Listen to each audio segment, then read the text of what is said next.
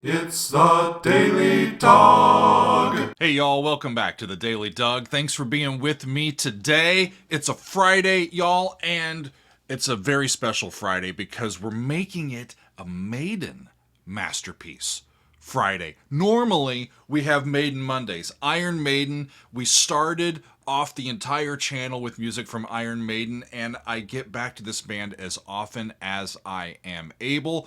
I love the band. I love the fans. Y'all have been so supportive of the channel.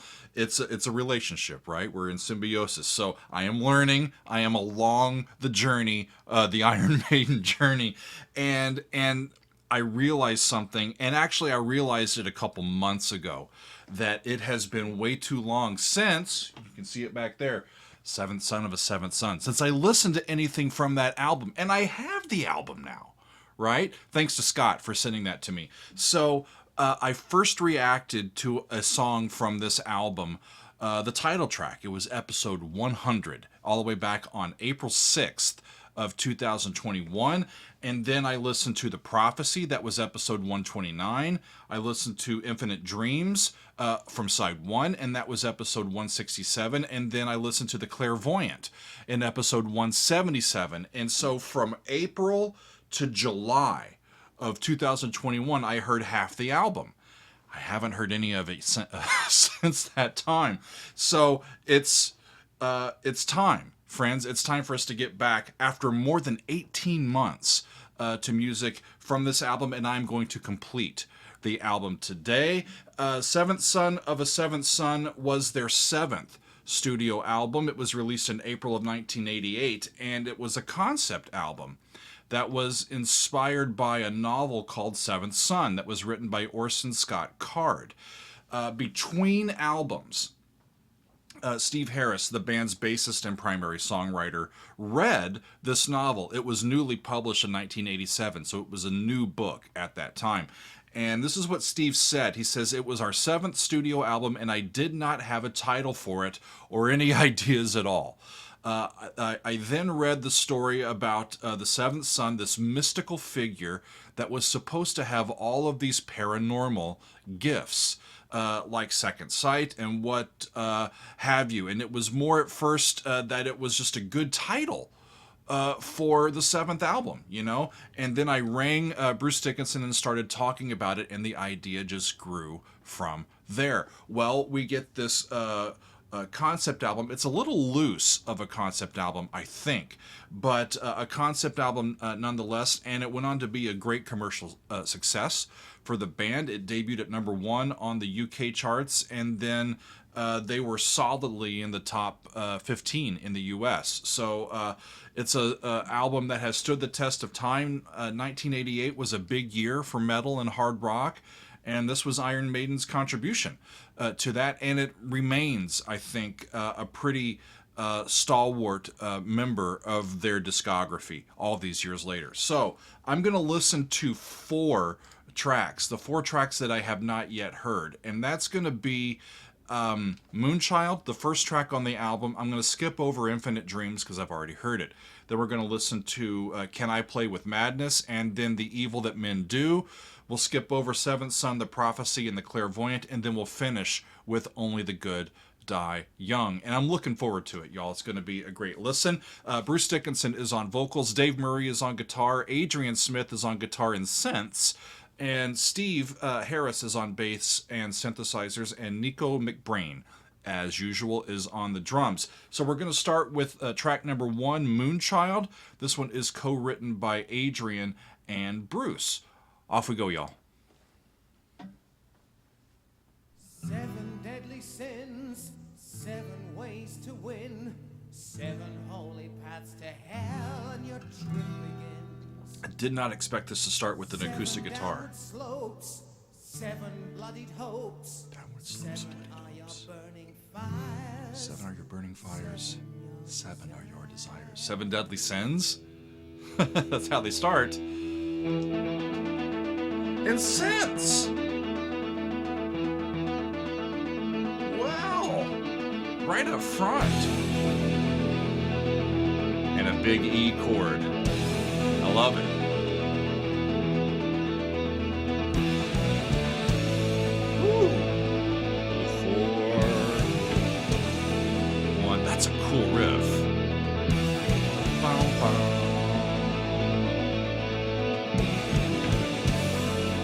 Woo! Flat 7.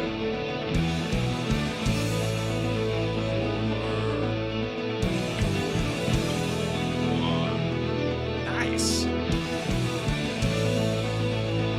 It's got the feeling that something's about to happen, right? Flat 7.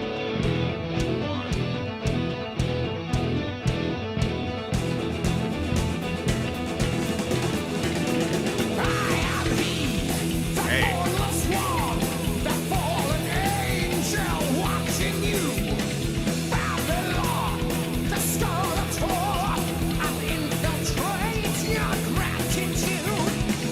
Infiltrate gratitude.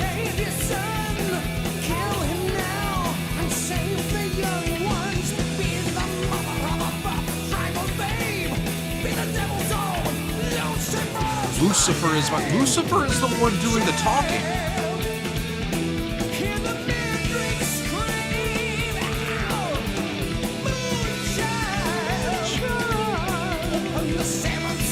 Open the seventh seal.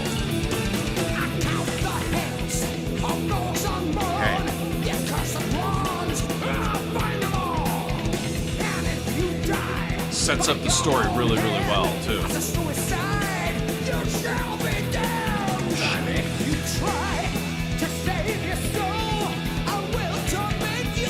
Try to save your soul, I'll torment you, and you shall not grow old. You'll be so alone, your soul will bleed to death. Hear the midnight scream. Moonchild. Open the seventh seal. It's flat 6, flat 7, 1 in E, but it's a really cool groove.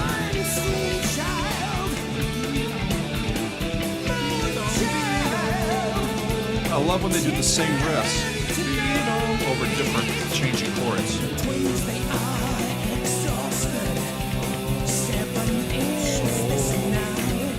That's a B down there.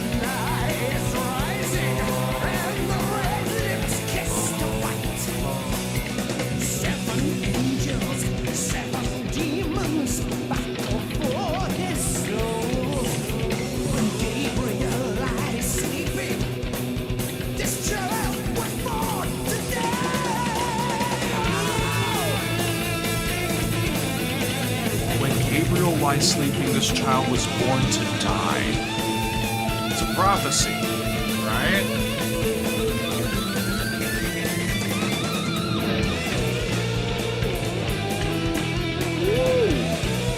Wow. Tritone. That's what they're doing. That was cool. E to a B flat.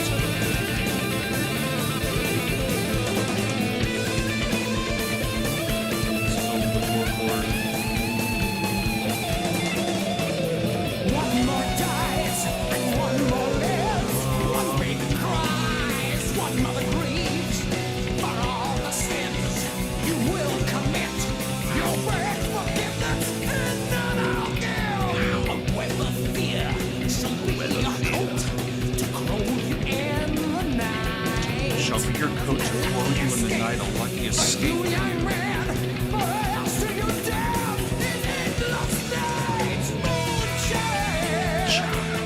This child is gonna cause some friction, y'all.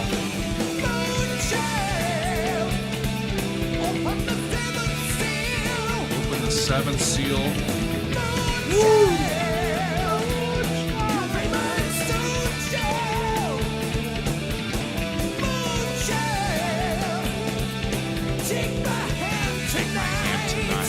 Okay.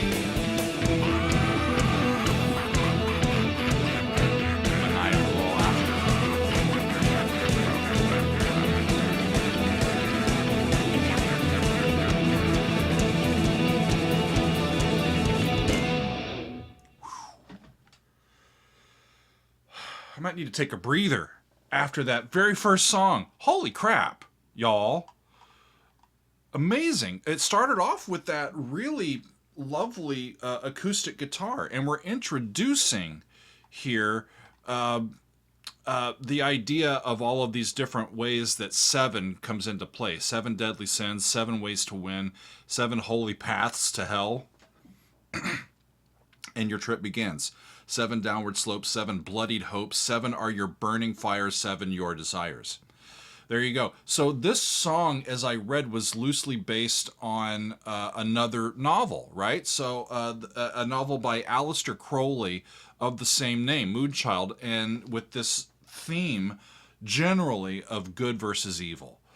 And here we've got a baby, a supernatural, supernaturally gifted baby that will have, you know, these mythical powers. And he says, be the devil's own, Lucifer's my name. It's the devil himself addressing who I think are the parents of what this child will be, right? He's addressing the parents, you know, of what will be their 7th son. And he's warning them that their child will be, you know, controlled by the devil himself, working for evil and doing the devil's work instead of working for good.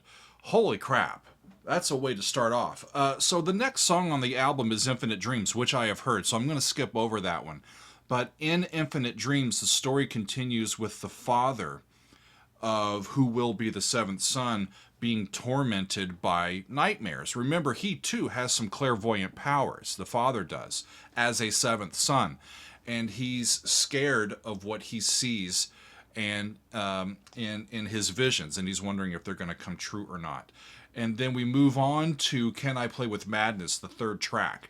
And this one was the very first single that was released from the album.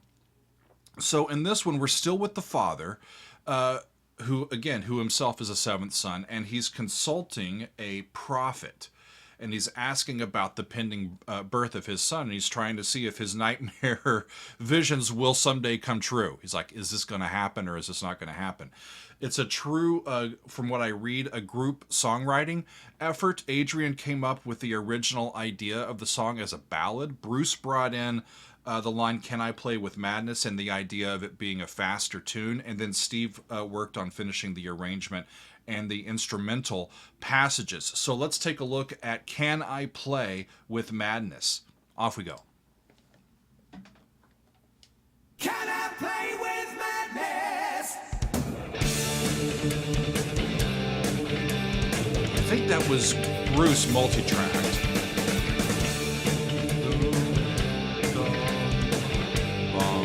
174. D major.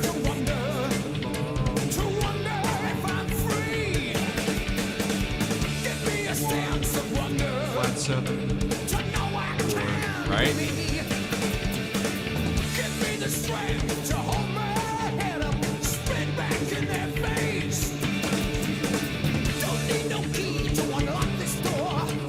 That D's can be in every word, right?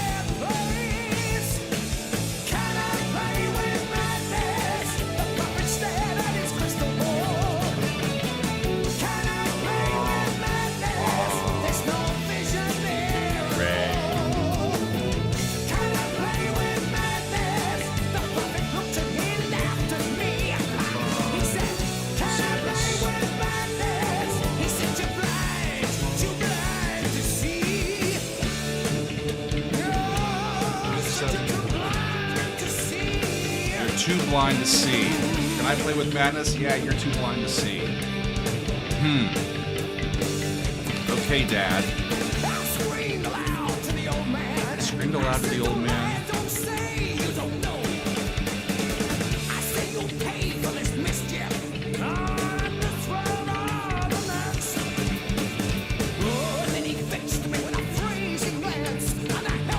Great storytelling here. Fix me with the freezing glance and the hellfire's rage in his eyes. Son, true son. Your soul's gonna. I'll tell you the truth. Your soul's gonna burn in a lake of fire.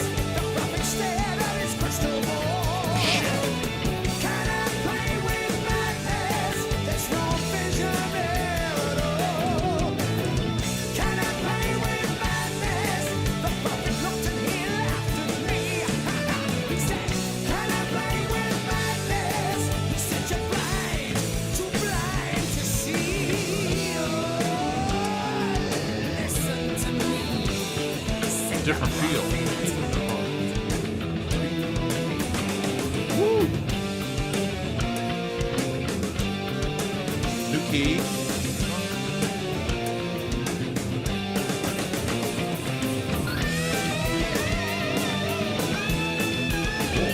I think they moved to E, then away, then back, so they're in.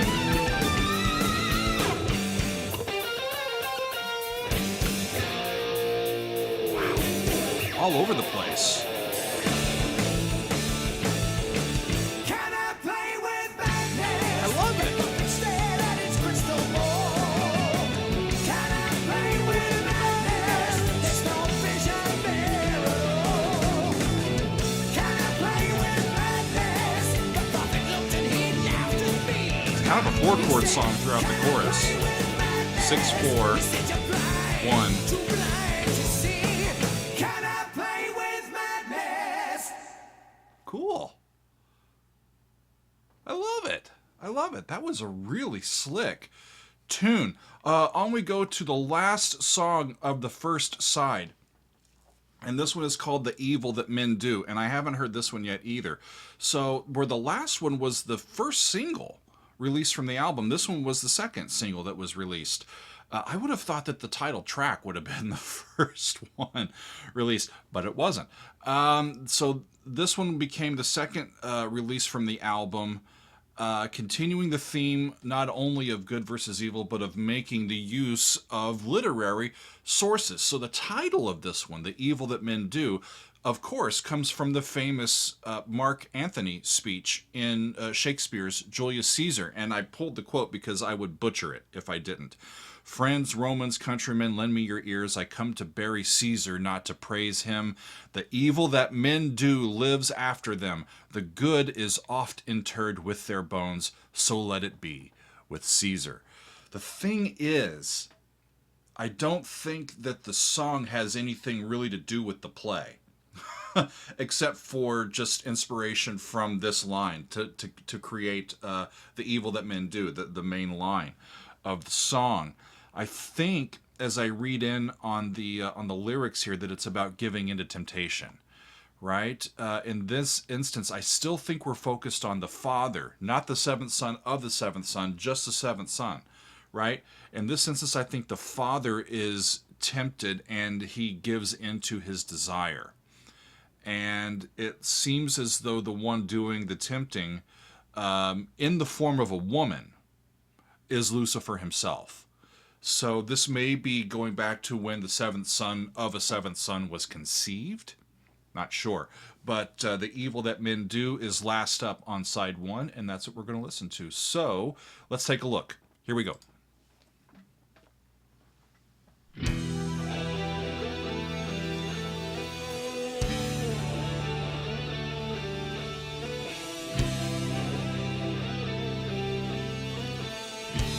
Another similar where they've got this riff coming up and they do the same thing over different chords. The 1, E minor, and the D, and the C. Works over all 3 of those chords. There's their gallop.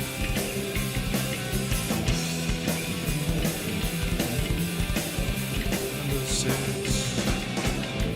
It's a razor and I walk the line on that silver blade. Slept in the dust with his darker eyes, red with a slaughter of innocence. And I will pray for her. I will call her name out loud. I will plead for her.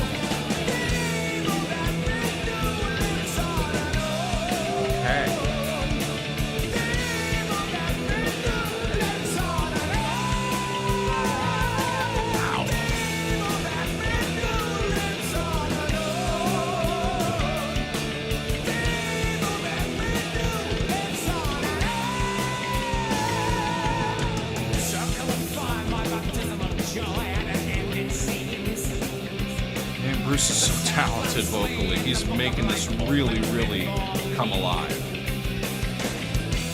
And I will pray for you. Someday I may return. Don't you cry for me.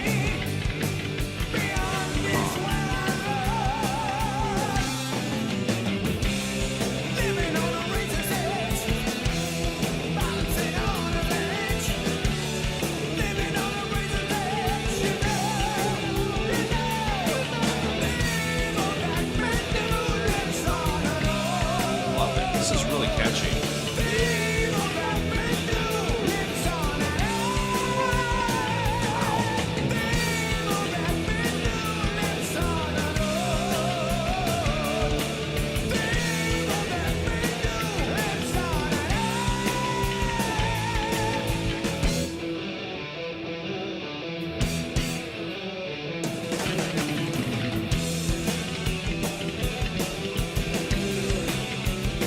You know, I hadn't heard most of side one, and it's really coming together in this concept story. Up a step. Went to sharp.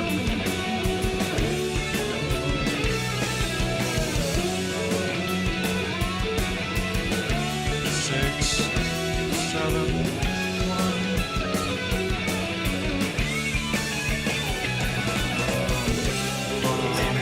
razor's edge. Back up to back to E minor where they were. Living on a razor's edge. You know.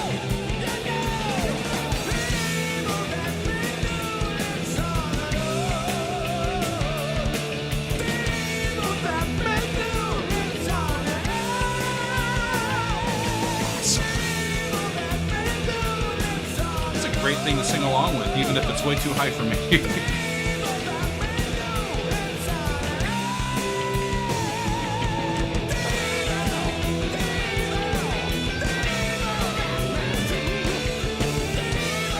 Just a great straight ahead metal tune, y'all.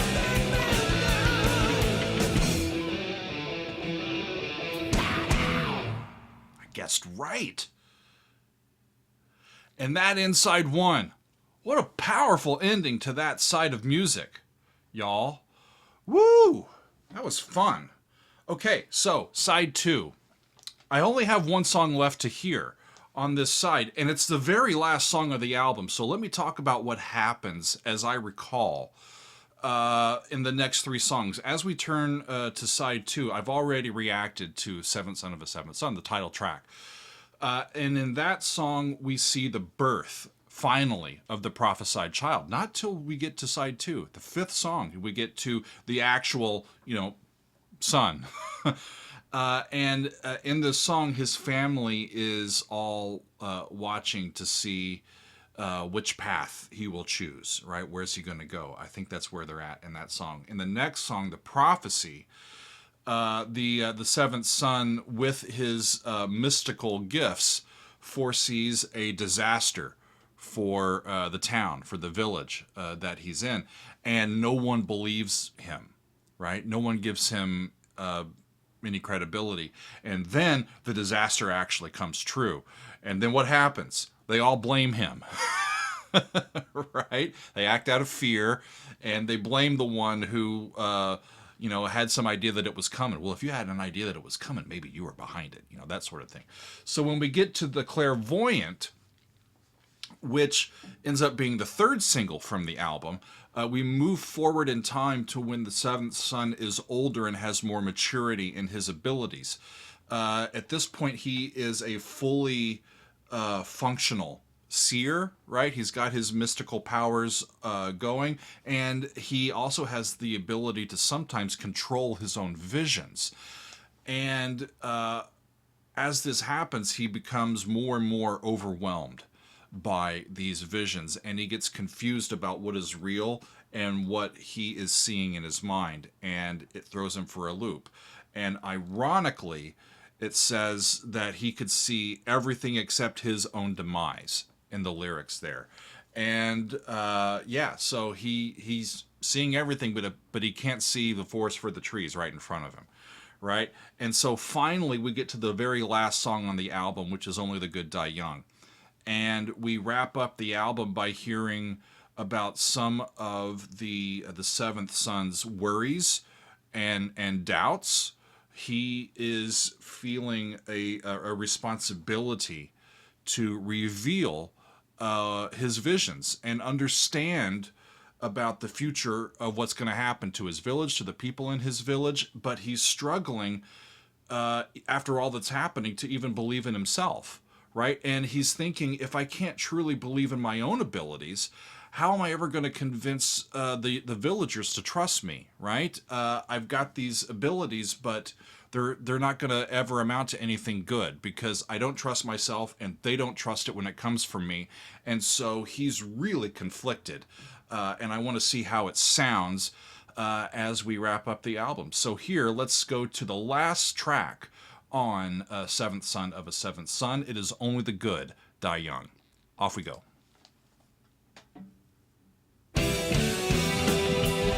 All right. We've heard this. Where have we heard this before?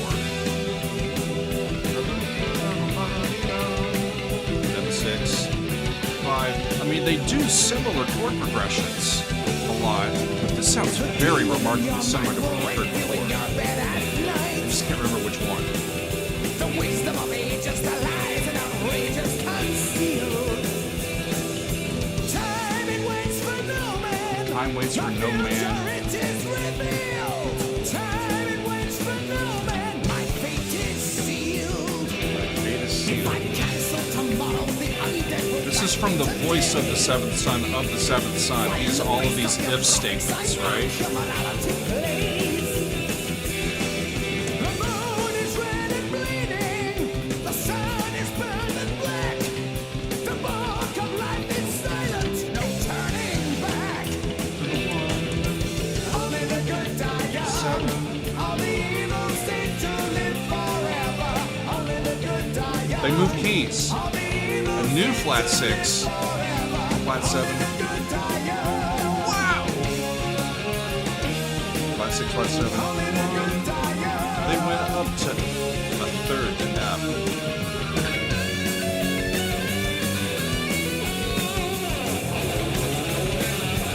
All over the joint. I think they're up in F sharp now.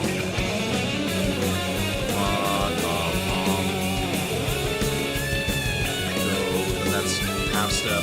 That's a subtonic back to F sharp. E.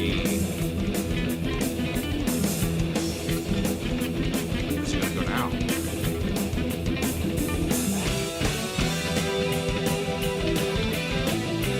Back like the beginning.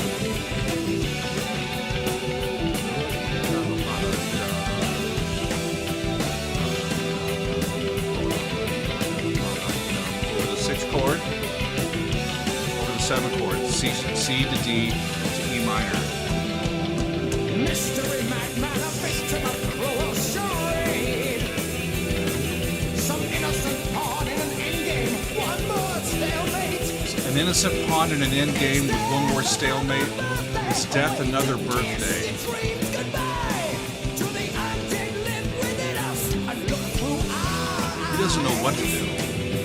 walking on water, on miracles, all you can trust. I love this verse too. Measure your cup and does it measure up to your lust? So I think I'll leave you with your bishops and your guilt. So until the next time, have a good sin. Have a good sin. Good die young. All the evil sin to live for. That B flat comes out of nowhere. They move down to D, then B flat, C, then C to F, flat 6, flat 7, to 1, F.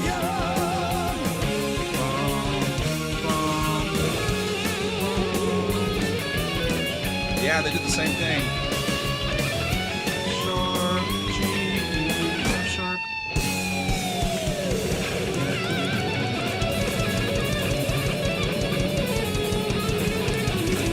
They stop the tempo.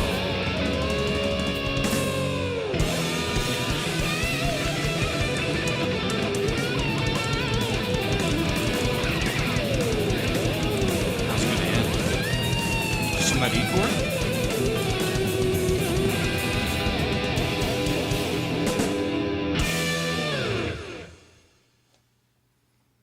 Seven deadly sins. There's still track left. 7 ways to win. 7 holy paths to hell. Just like the beginning.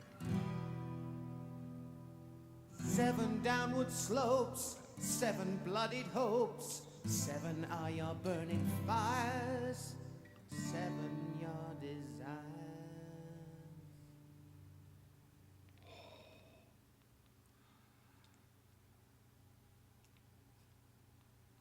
And that's how it ends. It's really slick. The only time I think that there was any acoustic guitar on the entire album was just for that intro to the very first song and the outro to the very last song. 7 deadly sins, 7 ways to win, 7 holy paths to hell, 7 downward slopes, 7 bloodied hopes, 7 are your burning fires, 7 your desires, right? What an absolutely iconic album that this is. These songs that I have not yet heard put all of the others into a better context for me. And it really is powerful. It's a really, really, wonderful album. It stands the test of time. I think it holds together. I was able to follow it quite well. Love the synth stuff that they had in there as well, especially in that first song. In the end, it looks as though our seventh son is deciding to embrace a sinful life and, with evil and, the pain of existence, and why is he doing that? He comes to the understanding, I think, that doing that is easier. He gets to abdicate his entire responsibility, right? He has a responsibility. So if he has these powers, these mystical powers, as the seventh son of a seventh son, he has I think, within his heart, a responsibility to make good on those abilities, to work for change, to make things better, all that sort of stuff. With great power comes great responsibility, right? So, but in this verse, the one that I said that I liked a lot, walking on water, this is in the last song here, verse 4. Walking on water are miracles all you can trust, right? He's calling out that, hey, you've heard of that miracle? You can trust that one. Measure your coffin. Does it measure up to your lust? There's a challenge. So I think I will leave you with your bishops and your guilt. So until the next time, have a good sin. He's abdicating that responsibility that he feels because he has found that it's going to be easier to live within the evil than to try to advocate for good. And as a result, whatever is good in him dies while he is still young. So maybe it's prophetic that only the good die young, right? So he's still alive, but the good in him leaves him. It seems like the evil will live on in him, maybe live on forever, right? Or at least until there's another seventh son of a seventh son that can somehow overcome the temptations and overcome this evil, right? Overcome the laziness of succumbing to evil, right? Because that's what I think it ends up being. It's like, I can choose this one. That's going to be real hard. I can be sinful over here. That's easier. I'll just stay over here. Am I wrong? Am I misinterpreting that? Y'all, those of you that have been living with this album for decades, let me know. How did I do? Did I misunderstand something? But that's how it comes across to me. And it's an album that now, I'm going to take it off the shelf, and I'm going to be able to put the needle down at the beginning and just relax instead of only going, okay, I don't want to ruin a future reaction because I haven't heard this song yet. That is all done now, and I can enjoy the entirety of Seventh Son of a Seventh Son. It was good to get back to this album and complete it. It's one of the best, I think, in their entire discography from what I have heard and read. And maybe we'll get to some more in the future. But that is all for today, my friends. So I thank you for being with me, and we will see you next time on another edition of The Daily Doug.